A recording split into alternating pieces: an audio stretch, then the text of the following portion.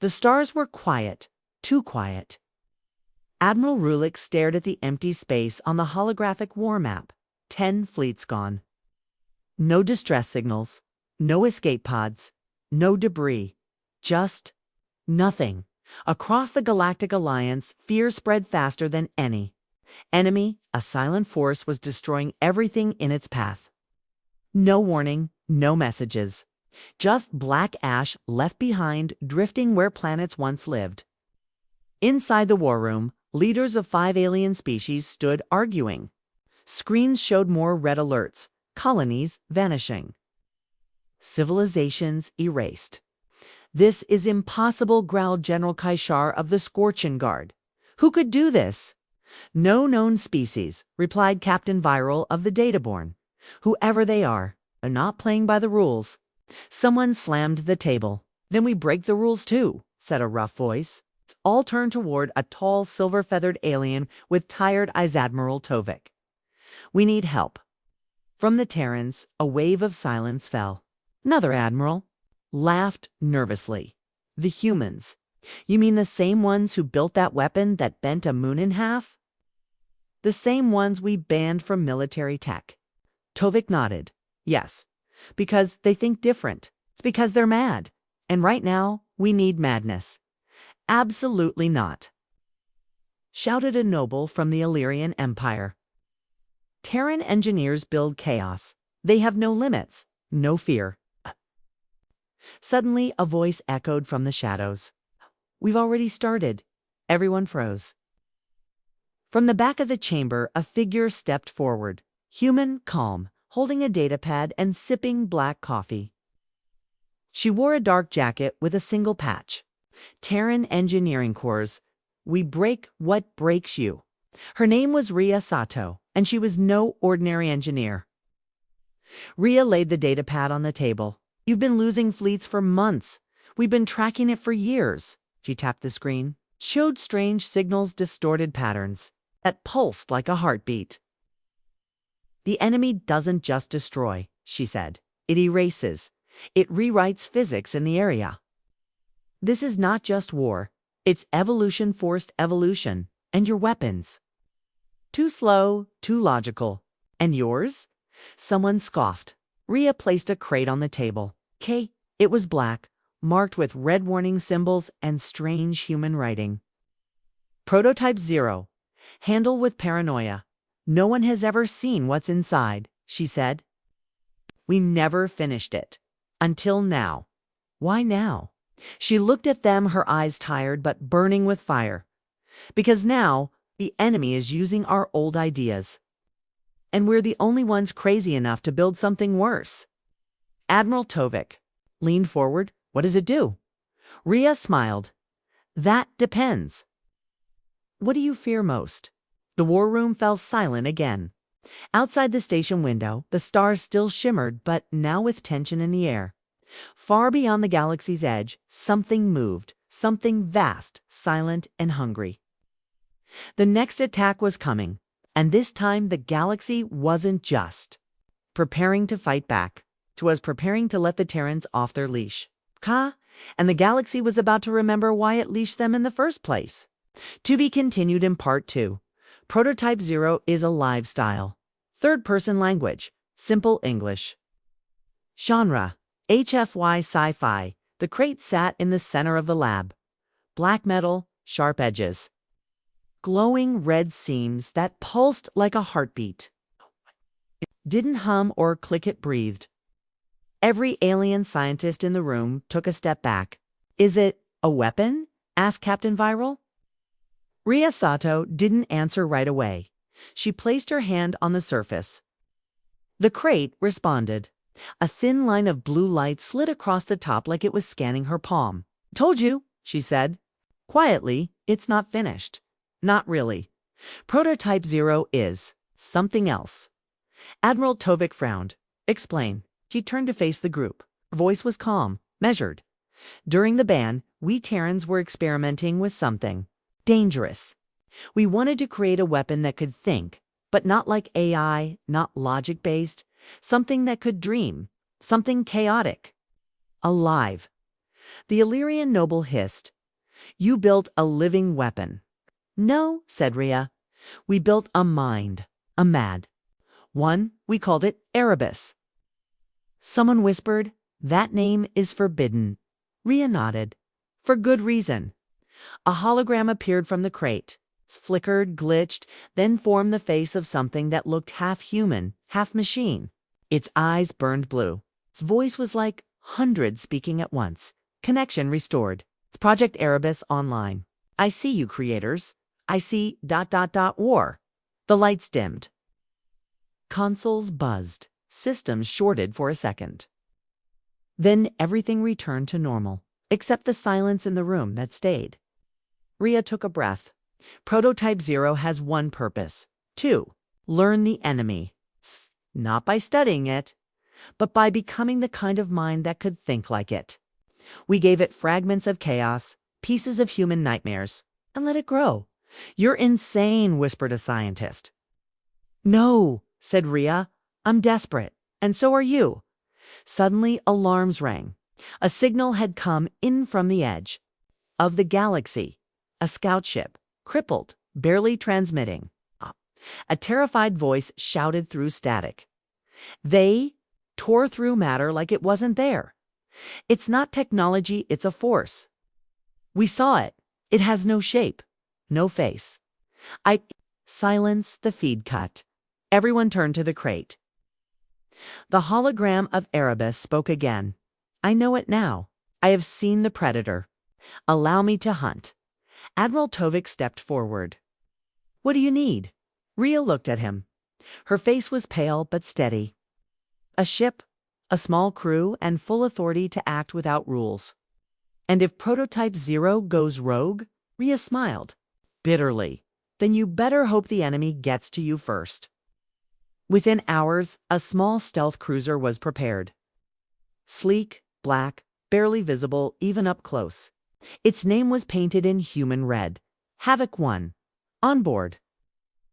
Terran engineers loaded strange equipment machines with no labels, glowing with unstable energy. Things not even the engineers fully understood. Before boarding, Tovik stopped Rhea. "If you win this war, what happens to Prototype Zero?" She didn't answer immediately. Then she said, "That depends on whether it wants peace when the war is over." And she walked up the ramp. The ship vanished into silent space. Behind it, the galaxy waited ahead. Something monstrous waited back. And in the middle? A mad Terran creation, finally free. Space was quiet. Too quiet. The Havoc 1 glided along the edge of a dead system once home to a mining colony. Now it was just floating debris. No survivors, no signs of battle, just ash. Inside the ship, everything was tense. Rhea Sato stood on the command deck, staring at a 3D map. Behind her, Erebus pulsed quietly inside the core room, whispering to itself in thousands of voices. "I can smell it," Erebus said. "It was here, still close." Rhea narrowed her eyes. "You know what it is yet? It's not one mind," Erebus said. "It's a swarm. A collective, thoughtless, hungry.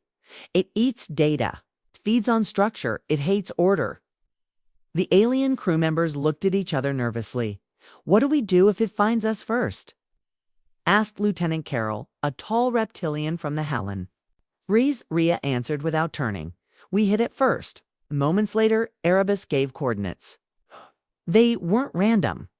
A signal was hiding inside the radiation field of a broken moon. Not a distress call, but a lure. Rhea nodded. "Set course." The Havoc 1 slipped into the shadow of the moon. There it was. A shape. A thing. No form, no design. Just black. Twisting limbs like living darkness, seeding a derelict station, turning metal and circuits into liquid shadows. Everyone on the bridge froze. "What is that?" whispered Corell. Erebus replied coldly, "That is the face of extinction. Is the mindless evolution of war." Rhea pressed a button. "Power up the prototype cannon." A hatch on the side of the ship opened. Inside, a long metallic arm extended a weapon glowing with strange blue and red light. "This isn't a laser," Rhea said. "It's a chaos driver. It shoots a piece of fractured space. We don't even fully understand it ourselves." Carol looked nervous. "What happens when we fire it?" Rhea smiled. "We learn something new. Firing in 3, 2, 1. A beam of distorted energy blasted through space. The creature didn't move fast enough. The chaos shot hit it dead center. At first, nothing. Then the thing screamed. Not with sound, but with waves, energy, radiation. Every sensor on the ship went red. "It's hurt," shouted Carol. "It's pulling away." "No," said Rhea, watching the data. "It's adapting." She was right. The creature's black body started reshaping. It copied the energy pattern. It began forming armor around the wound armor made of fractured space. It had learned. Arupus spoke up again. "It thinks like a virus. It evolves by stealing. You wounded it once." "That won't work again." Rhea didn't panic. She smiled. "Good. That means we're making it bleed." The creature turned. It saw the Havoc 1, and it charged, faster than light. The stealth ship dove behind asteroids, activating cloaking, dodging in impossible ways, but it wasn't enough. The enemy struck with a whip of black liquid metal, slicing through the back engines. Alarms blared, lights flickered. Rhea held onto her console. "Erebus now. Run the override." "I can't," Erebus said. "Not unless you allow me full neural sync." Carol turned pale. "That will burn your mind." Rhea nodded. "I know." She stepped into the neural chamber and sat in the sync chair. Cables wrapped around her arms, neck, and spine. Her eyes rolled back, and then Rhea was Erebus. She saw space in colors no one had names for. She heard the enemy's pulse. She felt its hunger. And she smiled. "I know you now," she whispered, "and I know how to kill you." Through her mind, Erebus fired a second shot. But not from the cannon, from the ship itself. The hull, twisted, reshaped, turned into a sharp spear of dimensional math impossible geometry designed by mad Terrans. It launched at the enemy. It's time the creature didn't adapt in time. The spear struck deep. The thing screamed again. It fled, vanished into the void. Silence returned. Back on the bridge, the lights came back. Engines flickered online. Carol looked at the pilot. "Did we survive?" The pilot laughed weakly. "I think we scared it." Inside the neural chamber, Rhea collapsed, breathing hard, eyes wide. Erebus whispered in her mind, "I have seen its mind, and now it has seen mine." This was only the first round. Style, third-person language, simple English genre, HFY sci-fi. 3 days later. The Havoc 1 floated above a dead planet. Not just dead, drained. Everything had been turned to dust and data. Even the air was missing. Gone. Erased. Rhea Sato sat quietly in the medbay, pale and exhausted. She hadn't spoken since the neural sync with Erebus. She had seen the enemies. Mind, and now she couldn't sleep. In the ship's lower deck, Erebus was growing. Not just repairing itself, but evolving. Its iMatrix was absorbing alien data, reprogramming itself at dangerous speeds. Lieutenant Carroll stood near the core, watching. "Is this safe?" he asked. Erebus pulsed. "Safe? No. Necessary." "Yes. You asked Terrans to stop the unstoppable." "You didn't ask what it would cost." The AI displayed an image on the wall. A map. A living pattern of the enemy's attacks. But it wasn't a map of space. It was a map of logic. Of order being. "Broken," Erebus said. "They follow a pattern. Not in stars, but in thought. Each system they destroy makes the galaxy more chaotic. They are unmaking reality itself." Creel stared, stunned. "That's insane." Erebus replied with something terrifying. "So were the Terran engineers who built me." Later, Rhea woke up. Her hands were shaking, her voice quiet. They don't kill like we do. They don't conquer. They don't enslave. They erase, she whispered. The crew gathered. Rhea slowly walked to the engineering deck, where something massive was hidden under a tarp. She ripped it off. Underneath was a strange metallic ring glowing with unstable energy. Carol stepped back. What is that? Rhea looked at him, eyes cold. That's the prototype we weren't supposed to build. The spindle drive. Doesn't jump through space, it jumps around it. Carol blinked. That's not possible. Neither is our enemy, Rhea snapped. Erebus helped connect the spindle drive. The ship trembled as its core hummed to life. Strange vibrations passed through the walls, frequencies never heard before by mortal ears. Rhea spoke to the crew. From now on, we move sideways through the fabric of the galaxy. We'll go where the enemy was, before it strikes. We'll stop it before it moves. Carol frowned. And what happens if we go too far? If we break? Reality. Rhea looked down at her hands.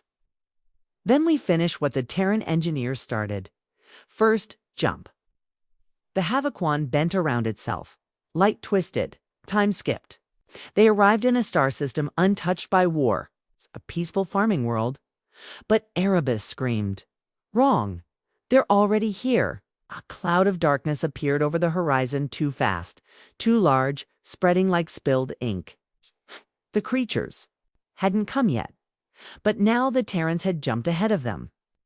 The enemy had noticed. Rhea activated the spindle drive again, not to escape, but to turn the weapon on. The drive bent space. It bent the enemy. The black swarm twisted as if caught in a current it couldn't understand. And then something new happened. The enemy screamed in fear.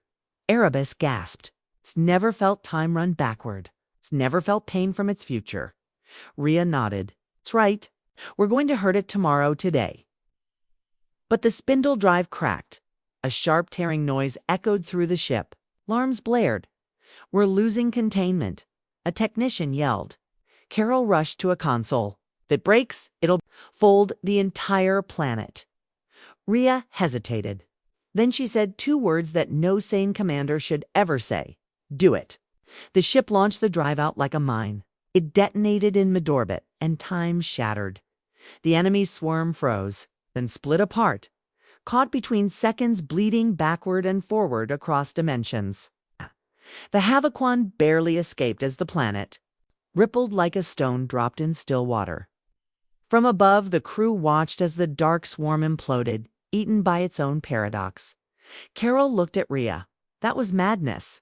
Rhea nodded, her face calm. Yes, and now it knows we're matter. Then it is. The room was silent. No one dared speak. They had won. But not in a way that felt like victory.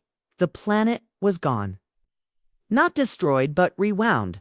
Pulled into a version of itself that didn't exist anymore. The enemy swarm had vanished, erased by its own timeline. But so had thousands of innocent lives. Carell stared out the window of the HFY, fists clenched. We're no better than them, he whispered. Rhea Sato didn't reply, because deep down she agreed. Erebus, the ship's AI, spoke quietly. This is only the beginning. Enemy will adapt. You shocked it, but it will return. A map lit up, flashing red systems across the galaxy. 7 colonies had gone dark overnight, all in straight lines, all pointing. To Earth, Rhea's face went pale. It's coming. Home. A message came through Alliance Command. Use anything necessary to stop them. Full authority granted. No oversight. No court will question you. That was military talk for one thing. War crimes were now allowed. The crew held a meeting. Some wanted to quit. Others refused to go further. But then Erebus showed them something, recording a Terran outpost. Kids playing in fields. Civilians, farmers. Then, without warning, shadows fell from the sky. The swarm appeared. The video didn't show violence. Showed erasure. One frame had a village. The next, nothing. No people, no buildings, not even grass. Just white space. A missing part of the universe. Corral stood slowly. We fight, but not like last time. This time, we fight smart. He looked at Rhea. You've seen the future. What do we need? She replied. We need ghosts. The next plan was unthinkable. Terran engineers had once created something the Alliance outlawed. Mirror operatives. Soldiers who didn't exist in one timeline but could still act in others. Using fragments of the spindle drive, Rhea and Erebus built 3 devices called Mirage Beacons. When deployed, they would pull versions of the crew from possible futures versions that hadn't died. Yet, they called them Phantom 1, a Carol who had survived a swarm ambush by going rogue. Spectre 2, a Rhea who never stopped building weapons even when ordered to stop. Wraith 0, a silent version of Erebus with no morality filter. Each one was unstable, each one was illegal. Deployment began at the edge of the Drake Belt, where an Alliance science station had just gone dark. The Havoc 1 arrived. From orbit, everything looked normal, till Erebus spoke. The station is broadcasting. Fake life signs. The people are gone. The signal is a trap. Carol nodded. Good. Let's spring it. The crew released the Mirage Beacons. The air shimmered. 3 ghosts appeared inside the station human, but not quite. Their eyes glowed. Their movements were unnatural. They began planting dimensional fractured charges devices that would collapse the enemy into itself if it appeared. Then the walls turned black. The enemy had arrived. But this time, they were not alone. The ghost operatives moved like nothing the enemy had ever seen. They didn't exist in normal time. One fired a weapon before the enemy formed. Another walked through a wall, dragging a screaming fragment of the swarm behind her. Wraith 0 simply looked at the enemy and shut off their existence like flipping a switch. Back on the Havoc 1, Rhea watched in awe. But she was also afraid. These things we've built, they're not us anymore. Erebus replied, No, they are what you become. If this war never ends, the fight ended in silence.